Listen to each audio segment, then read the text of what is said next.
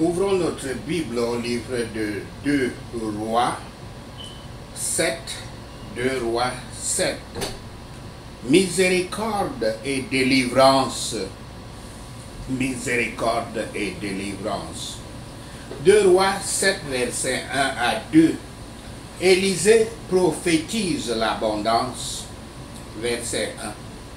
Bien que le roi blâme Yahweh pour la calamité qui a frappé Israël et Samarie, l'Éternel a encore une parole pour Joram et la nation. Et c'est une bonne parole. La promesse de Yahweh à travers le prophète Élisée est que dans 24 heures, la situation économique de Samarie sera totalement inversée. Au lieu de la pénurie, il y aura une telle abondance que les prix des denrées alimentaires iront radicalement, chuteront radicalement dans la ville. Selon les normes de ce moment, les prix indiqués ne sont pas à bon marché, mais ils ne sont rien comparés aux conditions de famine associées au siège, où les prix sont énormément élevés. Verset 2, l'officier du roi doute de la prophétie, et son doute est basé sur plusieurs prémices défectueuses. D'abord, il doute de la puissance de Yahweh, que si Yahweh le veut, il peut laisser tomber la nourriture du ciel. Puis il doute de la créativité de Yahweh, et qu'il peut apporter une provision d'une manière complètement inattendue. Enfin, il doute du messager de Yahweh, qui possède un bilan établi de fiabilité. Par l'intermédiaire d'Élisée, Yahweh prononce un jugement sévère contre cet officier incrédule du roi. Il verra la parole s'accomplir, mais il ne profitera pas de son accomplissement. L'extrémité de l'homme est l'occasion pour Yahweh de faire son propre, d'exercer son propre pouvoir glorieux. Son temps d'apparaître pour son peuple est quand la force de dernier est partie. L'incrédulité est un péché par lequel les hommes déshonorent et dispensent grandement Yahweh et se privent des faveurs qu'il a conçues pour eux. Tel sera le sort de ceux qui ne croient pas à la promesse de la vie éternelle. Ils la verront à distance, mais ne la vivront jamais. Mais aucune délivrance et aucune miséricorde temporelle ne profitera finalement aux pécheurs, à moins qu'ils ne soient conduits à la repentance par la bonté de Yahweh. 2 Rois 7, verset 3 à 11, le vol de l'armée syrienne, la fuite de l'armée syrienne, la fuite de l'armée syrienne. Verset 3 à 4, les 4 lépreux restent à l'entrée de la porte parce qu'ils ne sont pas les bienvenus dans la ville. Leur condition lépreuse les rend exclus et intouchables. Leur logique est parfaite. Ils vont bientôt mourir de famine s'ils restent dans la ville. Si des aliments sont disponibles, ils seront certainement les derniers à les recevoir. Ils décident donc que leurs chances sont meilleures si ils se rendaient chez les Syriens, les ennemis. Versets 6 à 7. Israël est impuissant contre cette armée qui l'assiège, mais Yahweh est puissant.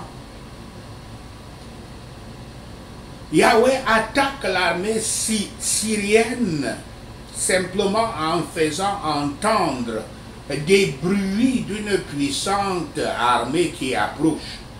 Peut-être Yahweh le fait-il en mettant le bruit dans l'air, en causant le bruit en l'air. Peut-être il crée simplement la perception du bruit dans les esprits des soldats syriens.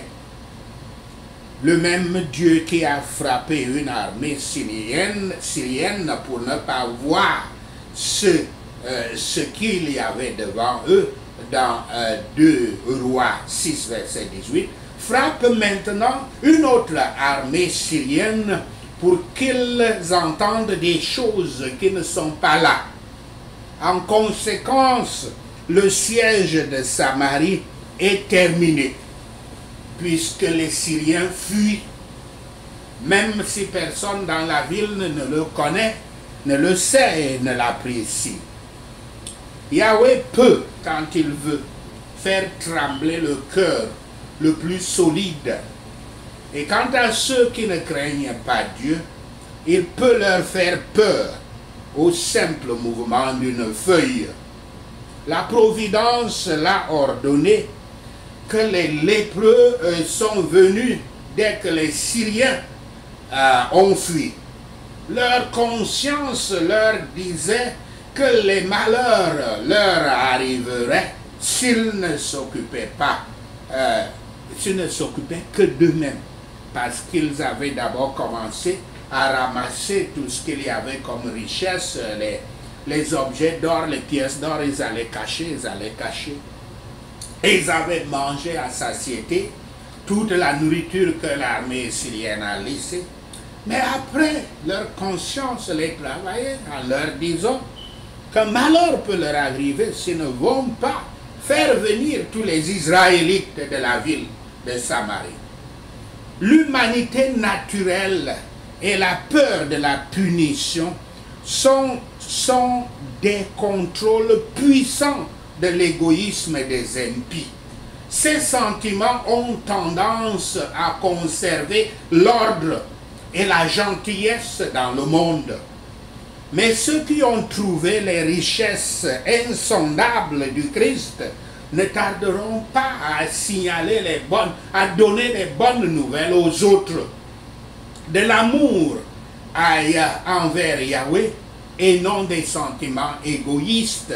Ils partageront volontiers leurs biens terrestres avec leurs frères. 2 Rois 7, verset 12 à 20. Samarie est approvisionnée abondamment. Verset 10 à 15. Les lépreux appellent les gardiens de la ville. Comme les lépreux ne sont pas des bienvenus dans la ville, ils ne peuvent communiquer qu'avec les gardes qui sont au-dessus du mur. Les bonnes nouvelles des lépreux sont communiquées de la manière la plus simple possible. Elles vont d'une personne à l'autre jusqu'à ce que les nouvelles arrivent au roi lui-même, dont les officiers vérifient l'authenticité, l'exactitude du rapport.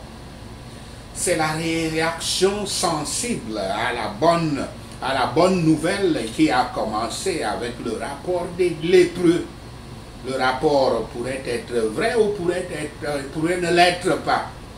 Il est logique de le tester et de le voir.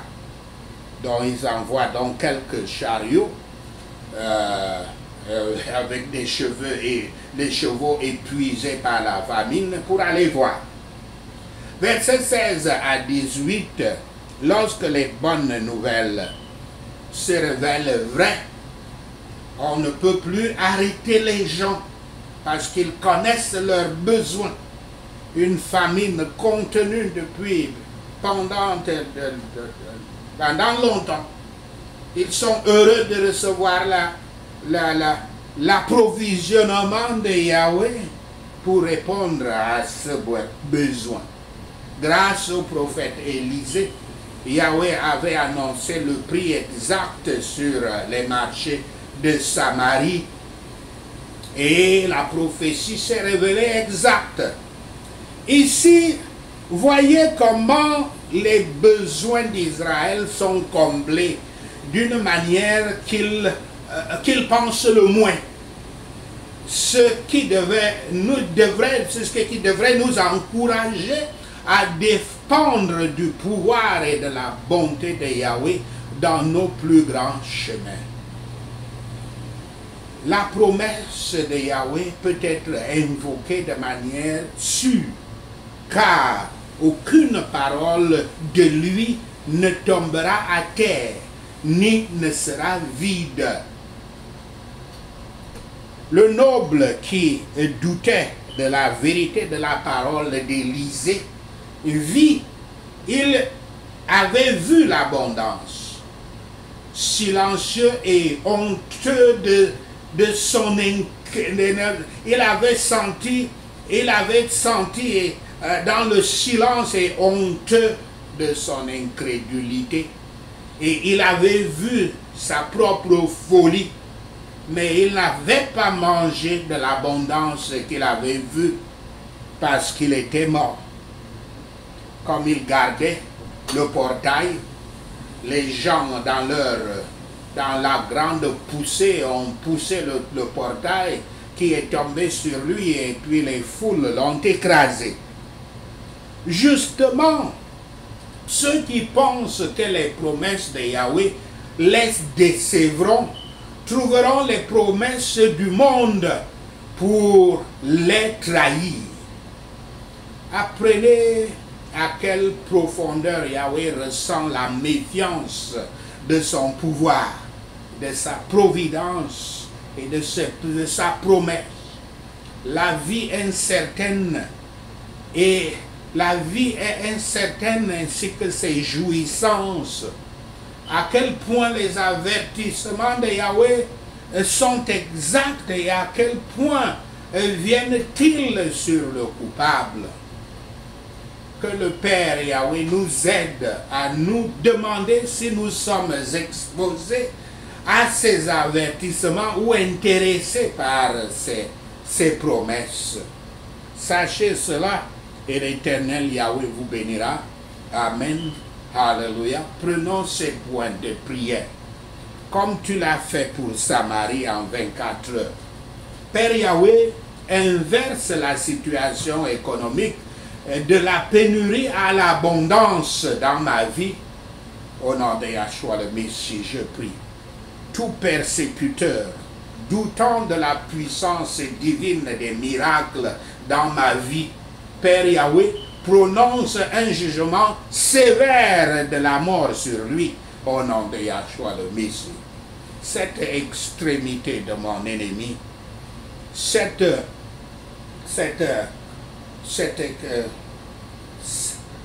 extrémisme de mon ennemi, Seigneur Yahweh, rends-la une opportunité pour la gloire de ton propre pouvoir dans ma vie, au nom de Yahshua le Messie.